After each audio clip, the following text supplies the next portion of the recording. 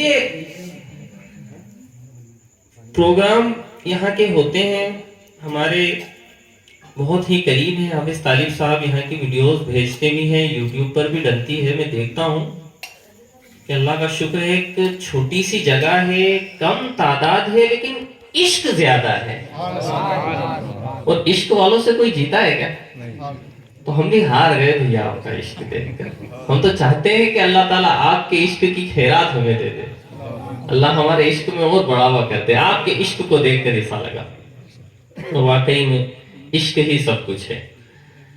اور عشق جب اللہ سے, اس کے رسول سے اور رسول کی آل سے ہو جاتا ہے, رسول کے اصحاب سے ہو جاتا ہے, تو بندے کا عشق فنا یا مطلب فنا کی طرف نہیں جاتا, وہ بقا کی طرف چلا جاتا ہے. اس کا عشق اسے اس زمین پر بھی فائدہ دے گا اور انشاءاللہ زمین کے نیچے انشاءاللہ. اجل بحرین یلتقیان بینہما برزخ لا یبغیان. یہاں قرآن مجید میں اللہ تعالیٰ نے دو دریاؤں کے ملنے کا ذکر کیا ہے. آقا امام حسین علیہ السلام اور آقا امام حسن علیہ السلام بھی دو دریاؤں سے مل کر کوئی چیز جو پیدا ہوئی ہے دریا میں. ایک طرف ولایت کے دریا ہیں, ایک طرف عصمت و طہارت کی دریا ہیں. ولایت کے دریا کون ہے؟ مولائے کائنات مولا علی المرتضی اللہ تعالیٰ. اور طہارت و عصمت کے ساگر کون ہے؟ سیدہ کائنات بی بی ماں فاطمہ الزہرا سلام اللہ علیہا ہے. تو جب یہ دونوں دریا ملے تو ان سے حسنین کریمین کا وجود آیا.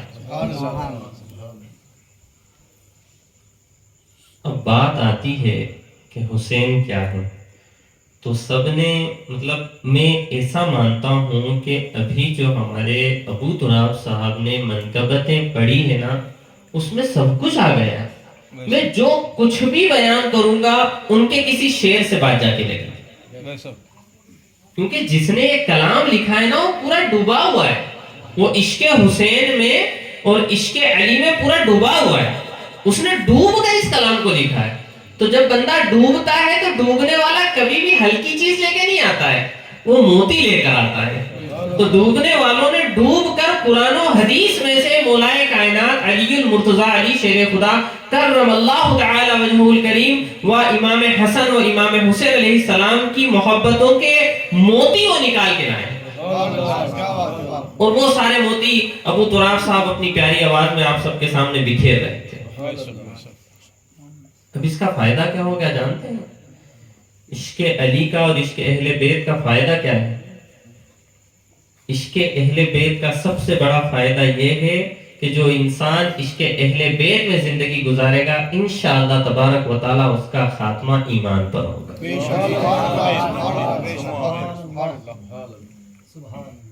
کیا شان ہے میرے آقا کی.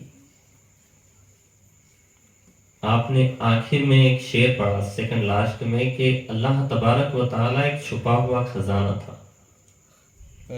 اللہ خود فرماتا ہے کہ میں ایک چھپا ہوا خزانہ ہوں اور مجھے میرے محبوب کے ذریعے سے دنیا میں بھیجا گیا ہے, مطلب پھیلایا گیا ہے. اے محبوب, اگر میں آپ کو پیدا نہ کرتا تو میں اپنے رب ہونے کا بھی ذکر نہ کرتا.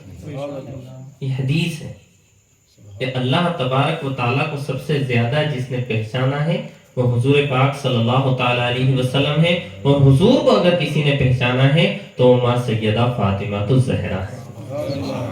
ایک دن کی بات ہے, ماں سیدہ فاطمہ الزہرا سلام اللہ علیہا اور مولائے کائنات علی المرتضی علی شیر خدا کے بیچ میں کوئی بات ہوئی. تو ماں سیدہ فاطمہ الزہرا نے کہا کہ کیا تم میرے والد کو جانتے ہو؟ کہا کہ ہاں بہت اچھے سے جانتا ہوں. تو ماں سیدہ فاطمہ الزہرا نے کہا کہ علی ابھی فاطمہ کو جان لو, فاطمہ کے باپ کو جاننے میں بڑا وقت لگے گا, ابھی تو فاطمہ کو جان لو. کہا کہ فاطمہ تم اتنا جانتی ہو اپنے ابا کو؟ کہا کہ ہاں میں نے دیکھا ہے کہ میرے ابا جو ہیں وہ نور ہیں. صحیح حدیث بیان کر رہا ہوں.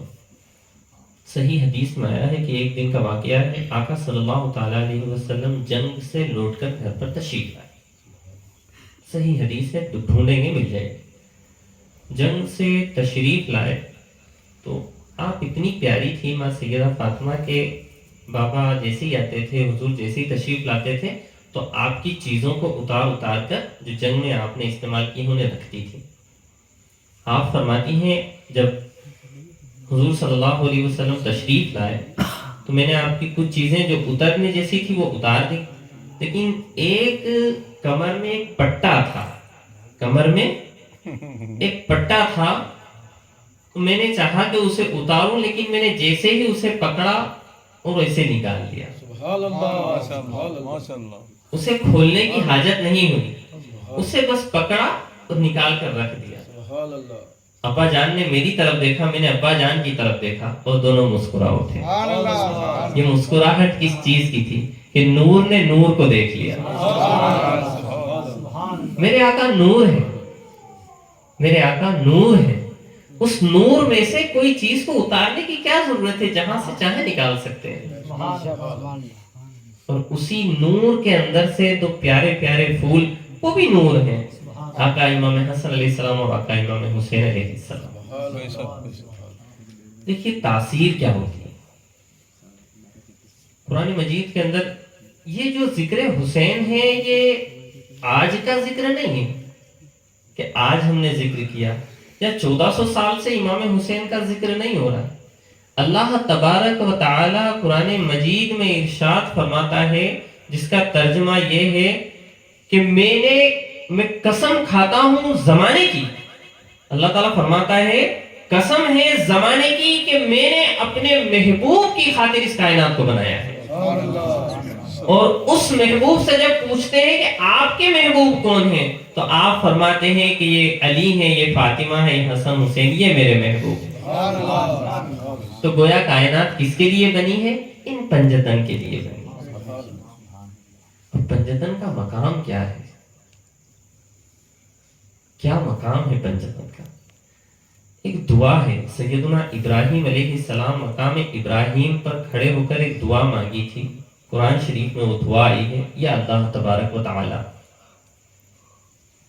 تو مجھے انعام دینا چاہتا ہے میرے کام کا، تو ایک انعام یہ دے دے، یا اللہ مجھے انعام کے طور پر یہ دے دے کہ میری نسل میں سے آخر میں جو سب سے پیارے رسول آنے والے ہیں وہ میری نسل میں سے ہونا چاہیے. اللہ تبارک و تعالیٰ نے وہ دعا قبول کر لی. اللہ نے وہ دعا قبول کر لی. تو بتاتے ہیں کہ اس سے پہلے بھی حضرت ابراہیم علیہ السلام اس پتھر پر کھڑے ہو کر سارا کام کیا کرتے تھے، لیکن جب چاہت پیدا ہوئی، کس کی چاہت؟ حضور پاک صلی اللہ علیہ وسلم کی چاہت پیدا ہوئی، تو اللہ نے اس چاہت کے صدقے میں آپ کے دونوں قدم کو ان پتھروں پر پیوست کر دیا. اور 4000 سال ہو چکے ہیں، اس پتھر پر وہ پیروں کے نشان ویسے کے ویسے ہی ہیں. تو جہاں ابراہیم علیہ السلام چاہت کرے حضور پاک صلی اللہ تعالی علیہ وآلہ وسلم کی، تو اس چاہت کے نشان کو 4000 سال میں دنیا مٹا نہیں سکتی. تو جو چاہت حضور صلی اللہ تعالی علیہ وسلم حسنین کریمین سے کرتے ہیں، بتائیے اسے کون مٹا سکتا ہے؟